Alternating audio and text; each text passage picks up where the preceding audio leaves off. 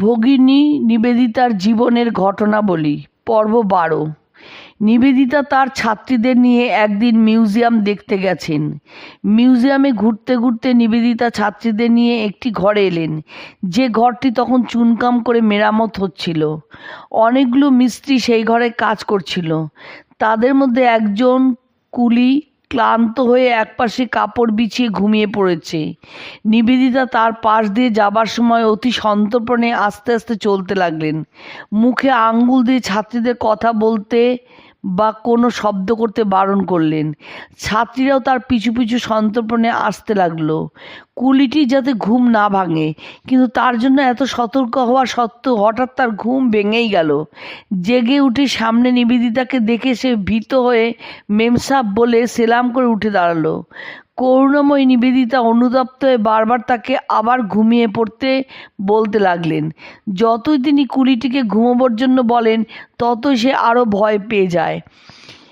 কোনো মেম সাহেবের এমন ব্যবহার সে আগে কখনো দেখেনি, এবং কোনো মেম সাহেব যে তার মতো একজন নগণ্য মানুষকে এভাবে অনুরোধ করতে পারে সে কল্পনাও করতে পারেনি। সে কেবল ভাবছে সে অনেক বড় অপরাধ করে ফেলেছে। সে এক অদ্ভুত দৃশ্য। যেমন তিনি ছিলেন কোমল হৃদয়, তেমনি তিনি প্রয়োজনে কঠোর হতে জানতেন। তিনি চাইতেন তার ছাত্রীরাও প্রয়োজনে কঠোর হতে শিখুক, আর কোমলতা তো তাদের সহজাত। একদিন কতগুলি বই নিবেদিতা ঝাড়বার জন্য বাইরে আনলেন। বইগুলিতে পোকা লেগেছিল। বাইরে এনে ঝাড়তে পোকাগুলি তাড়াতাড়ি চারিদিকে পালাতে লাগলো। তিনি চটপট পোকাগুলিকে মেরে ফেলতে লাগলেন। মারতে মারতে বললেন, ভারতবাসী অত্যন্ত দয়াশীল জাতি। সিন্ধু নদীর তীরে দেশের শত্রু গ্রিক রাজা আলেকজান্ডার যখন দেশ আক্রমণ করতে এলেন, তখন অতিথি নারায়ণ ভেবে ভারতীয় রাজারা তাকে অভ্যর্থনা জানালেন। কেবল পুরু নামে এক রাজা তাকে বাধা দিতে দণ্ডায়মান হইয়াছিলেন। ঠিক সেই রকম অর্জুন মহাবীর হয়েও কুরুক্ষেত্রে যুদ্ধে প্রথমে যুদ্ধ করতে চাইলেন না, কিন্তু ভগবান তাকে বললেন, ক্লৈব্য ত্যাগ করো।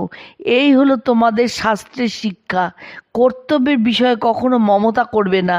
এই পোকাগুলি প্রাণ ভয়ে পালাচ্ছে, কিন্তু বেঁচে থাকলে বইগুলি কাটবে, তাই এদের মারতে হবে। যা অশুভকারী, মমতা না করে তা নষ্ট করবে। একদিন নিবেদিতা মেয়েদের প্রশ্ন করলেন, ভারতবর্ষের রানীকে? ছাত্রীরা উত্তর দিল, মহারানী কুইন ভিক্টোরিয়া। ইংরেজ শাসিত ভারতবর্ষে ইংল্যান্ডের মহারানীকে স্বাভাবিকভাবেই তাদের নিজেদের রানী মনে হয়েছিল।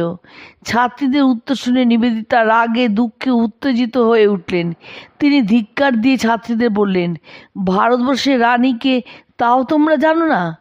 তারপর নিজেই উত্তর বলে দিলেন, ইংল্যান্ডের অধীশ্বরী কুইন ভিক্টোরিয়া কখনোই তোমাদের রানী হতে পারেন না। তোমাদের রানী সীতা, ভারতবর্ষের চিরকালের রানী সীতা। মেয়েদের শিক্ষা প্রসঙ্গে স্বামীজি নিবেদিতাকে বলেছিলেন যে সনাতন ধর্মের আদর্শ ত্যাগ ও সেবা থেকে যেন তাদের বিচ্যুতি না হয়। ভারতের মেয়েদের শিক্ষার প্রয়োজন অত্যন্ত জরুরি, কিন্তু এই আদর্শ যেন সবার উপরে স্থান পায়। নিবেদিতা মনে প্রাণে স্বামীজির এই নির্দেশ পালন করতেন। একদিন নিবেদিতা তার ছাত্রীদের প্রশ্ন করলেন, মহাভারতে বর্ণিত নারীদের মধ্যে সবচেয়ে বীর কে? মেয়েরা নিজেদের বিবেচনা মতো উত্তর দিল। বেশিরভাগ মেয়ে বলল দ্রৌপদী, কেউ কেউ বলল সুভদ্রা, কেউ বা বলল কুন্তী। নিবেদিতা সাগরে মেয়েদের দিকে চেয়ে রইলেন, যদি কেউ পারে সঠিক উত্তর দিতে। সবশেষে নিজেই বলে বুঝিয়ে দিলেন, ধৃতরাষ্ট্র মহিষী গান্ধারী দেবী। তুলনাহীন তার প্রতিভক্তি। প্রতি দৃষ্টিহীন বলে চোখ থাকতেও তিনি সারা জীবন ইচ্ছা করে পৃথিবীর আলো থেকে নিজেকে বঞ্চিত করে রেখেছেন, কিন্তু স্বামীর অন্যায় আচরণ তিনি কখনো সমর্থন করেননি। আপন সন্তানের প্রতি তার অসীম মমতা।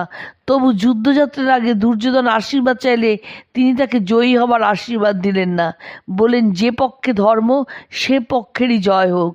যুদ্ধে প্রাণাধিক প্রিয় পুত্রের মৃত্যু নিশ্চিত যেন তিনি অধর্মের পক্ষে যেতে পারলেন না। শিল্পী নন্দলাল বসু তখন আর্ট স্কুলের ছাত্র। একদিন তিনি এবং সুরেন্দ্রনাথ গঙ্গোপাধ্যায় নামে সেই স্কুলের আরেকজন প্রতিভাবান ছাত্র নিবেদিতার বোসপাড়া লেনের বাড়িতে গিয়েছেন। নিবেদিতার বাড়ির বসবার ঘরে তারা সোফার উপরে বসলেন। নিচে মেঝেতে কার্পেট পাতা ছিল। নিবেদিতা তাদের বললেন, তোমরা নিচে নেমে বসো। তারা নেমে বসলেন, কিন্তু মনে মনে বেশ রাগ হলো। তাদের মনে হলো মেম সাহেব তাদের মাটিতে নেমে বসতে বলে তাদের অপমান করলেন। নিবেদিতা তাদের দিকে একদৃষ্টে কিছুক্ষণ তাকিয়ে রইলেন, তারপর বললেন, তোমরা বুদ্ধের দেশের মানুষ, তোমাদের সোফায় বসা দেখতে আমার ভালো লাগে না। তোমরা যেভাবে বসেছো ঠিক বুদ্ধের মতো, ভারী ভালো লাগছে আমার দেখতে। তারপর খুশি মনে ক্রিস্টিনকে ডেকে পরিচয় করে দিলেন এবং ছবি সম্বন্ধে কথাবার্তা বলতে লাগলেন।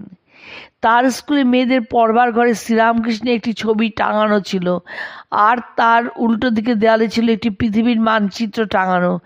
একদিন নিবেদিতা মানচিত্রটি এনে শ্রীরামকৃষ্ণের ছবির নিচে টাঙিয়ে দিয়ে মেয়েদের দিকে চেয়ে হেসে বলেন, রামকৃষ্ণদেব জগৎ গুরু ছিলেন, জগতের মানচিত্র তার পায়ের তলায় থাকা উচিত।